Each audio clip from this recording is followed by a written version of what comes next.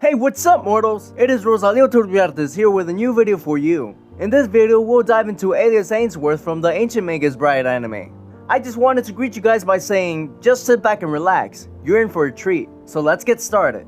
Elias Ainsworth is a half-fae, half-human mage. A relatively rare being in his own right because everyone, including him, has no clue where he came from. We only see a handful of mages that still work and help those around them. So the first thing we should tackle is magic and its history.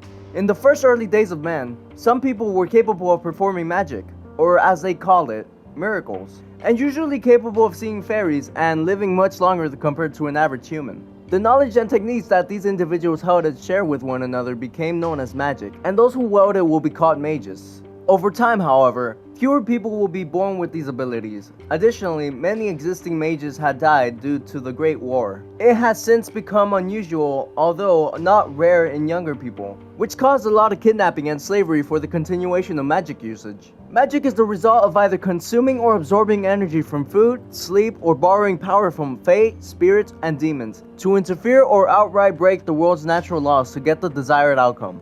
This process was once, as stated, called miracles. While these magical users can access the world's natural laws with the help of magical beings and through the force of will, it's much easier to perform with chants or wands. We also know most sorcerers possess a magical core that acts like an organ that generates a magical energy and pumps it through the body. It is noted to be passed through genetics and intertwined with organs. But with some people with non-magical parents can be born with such a gift and be adopted into magical households. Magic can be put into many ways. Elias is capable of changing his shape to fit in with his surroundings. We don't see other sorcerers do this, but I'm sure others could do such things. It can also be used to give life to objects, teleportation, slight purifications, summoning spikes, and fire breathing. Last but not least, magic can also be used when creating things such as rings or wands. There is also something called regnants, a substance that has been passed through humans' hands and holds magical energy. Now that we know about the world's magic, we should go on to the classifications, meaning the different names and types of magic wielders. 𝕲𝖊𝖘𝖎𝖊𝖓𝖙. These are rare types of magical users. They have the ability of both mage and sorcerer. The main characteristics of this include being able to absorb and generate ultimate magical energy passively.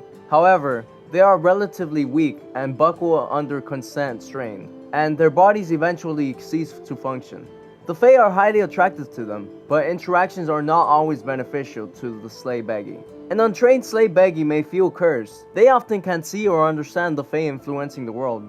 The next type we shall discuss is mages. These beings are magic users who absorb ambient magic from their surroundings to cast spells or borrow energy from the Fae. However, the former tends to drain the caster. The next type we shall discuss is sorcerers. They are somewhat different from the other two types, as they use their own physical energy to perform sorcery. Unlike mages, they refuse to mess with the natural laws. Instead, they study the laws and learn to manipulate them. And last but not least are witches, who are somewhat similar to mages, but the difference is they dive into taboo arts such as curses and tend to gather in groups called covens. While these are all the types recognized by the college, there are other two types such as necromancy, used by Joseph, also known as 𝕲𝖊𝖘𝖎𝖊𝖓𝖏, and singing magic used by Lindell. Now that we know the types of magic that exist in the world of the Ancient Magus Bride, we can go on to Elias himself. But before that, let's talk about our sponsor of this video, Honey. Honey is a free browser add-on available on Google, Opera, Firefox, Safari. If it has a browser, it has Honey. Honey automatically saves your money when you check out on sites like Amazon, Papa John's, Kohl's. Wherever you shop is a good chance that Honey could save you money. All you have to do when you're checking out these major sites is to click that orange button and it will scan out the entire internet and find you discount codes for you. It just takes 2 clicks to install Honey. If there is a coupon code, they will find it. And if there's not a coupon code, you can rest assured that you are getting into the best prices possible and there's literally not one available on the internet. If you install Honey right now, you can save $50 to $100 on your shopping, doing nothing. There is literally no reason not to install Honey. It takes 2 clicks, 10 million people use it, 10,000 5-star reviews. Unless you hate money, you should install Honey. Now back to Elias. Elias's most common form is the form we see him in, is that of a bipedal humanoid, with the skull of a wolf and the horns of a goat in place of a head, with glowing red orbs and internally sockets of his eyes, in which Chice has said that his eyes change based on his emotions. He is much taller than the typical human, with the average human reaching his chest. His neck is the only part of his body that shows any type of skin. The color of it is not typical to most humans, being dark purple. He wears a three-piece suit, a black robe with sleeves embroidered with white threads, a black vest, though blue in the manga, and a white under t-shirt. He also wears a bolo tie with a blue stone. His horns are adorned with a gold string hanging to his neck and connecting to red cloth. Usually, he will put the red fabric over his face in public. Still, with the help of magic, he can change to any human he has met before. Usually the hair spiraling into two tufts akin to horns.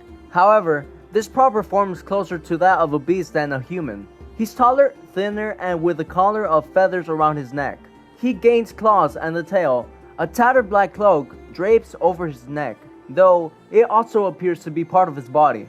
An additional set of horns that curve towards his face. A series of rib bones curl around his chest to form an extra rib cage, and thin thorns all over. Even though he is a polite and kind being, he is noted to be immensely reclusive because he is not related to humans and rarely interacts with them. Due to this fact, however, although that doesn't mean he dislikes them, he is actually highly fascinated by them and their emotions due to their inability to feel the same feelings. So he studies them closely and adopts the mannerism of gentlemen to do so. Even if he cannot imitate their examples, he is somewhat withdrawn by this unfriendly streak with certain people. He says he'll never tell a lie but keeps his intentions shrouded, leaving information and refusing to show his past to anyone.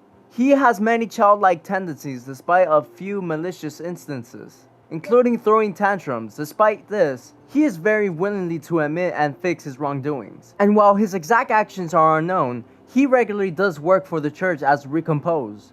Initially, he is underdeveloped emotionally. He understands emotions primarily through one-sided observations as if he understands them via definition and does not experience them himself. He has described his feelings physically and saying he feels like twisting his chest and feels cold, especially in the absence of Chais. Despite his unusual calm and stoic stance, any endangerment that comes to Chais is enough to send him into a rage and seems to be the only thing that could make him like this. His inexperience with emotions would eventually drive him and his actions, such as holding Chais against her will and attempting to use a girl as a sacrifice despite knowing it will make Chais sad after he unknowingly developed romantic feelings for her.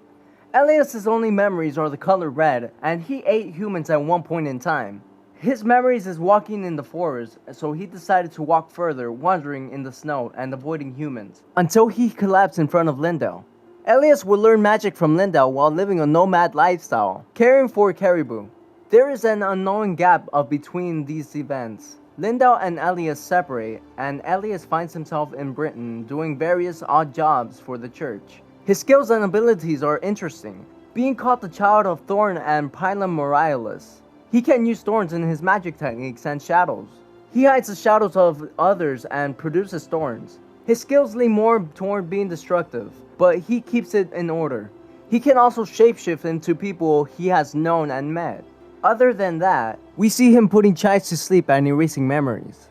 Fans theorize Elias to be a Wendigo, a malevolent, previously human, spirit that can possess human bodies, altering them and driving them to feel insatiable greed and hunger. A desire to cannibalize other humans, as well as to commit murder for said cannibalism. The creature originates from Algonquian-speaking Native American folklore commonly seen in the Plains and Great Lakes, as well as some First Nation natives from Canada. Though not a part of the original folklore, they are popularly depicted as oversized, often partially skeletal, humanoids with elk or deer heads and horns. Its depictions change depending on where the tale is from. Some people describe them as giant humanoids with heart of ice. A foul stench of sudden unseasonable chill precedes its approach. It is said these tales are possibly due to identification by Europeans with their own superstition about werewolves. An example mentioned in the Jesuit relations, Hollywood film representatives often label them as human-beast hybrids with antlers or horns, and call that a Wendigo. But the animal features do not appear in original indigenous stories, so this could be a speculation. I feel he could be more close to the 𝕲𝖊𝖘𝖎𝖓, which is a giant cannibalistic demon in the religion of mythos of the Zuni people in the southwest United States. But of course, this is all a speculation. Thank you all for indulging yourselves in this information. Thus far, I hope you enjoyed it. Now, there are a few things I'd like to go over before the video ends. Firstly, if you're in some mood for some great storytelling, We the Celestials has got you covered. Our We the Celestials, My Hero Academia, and Naruto What If channels retell the story of their namesake anime with a twist. Check it out if you're interested. Secondly, on behalf of We the Celestials, I'd like to thank everyone involved in the production of today's awesome content. Their details can be found in the description below. Lastly, if you're interested in what we do here at We the Celestials, then I'd like to extend you an invitation to join our team. The only caveat being that we only accept members from 16 and up to join our crew. You can sign up for whichever category fulfills your interest by joining the recruitment Discord using the link in the description below. We're always looking for new members to join us. Well, that's it from us from today's video. So thank you all for watching and have a great day.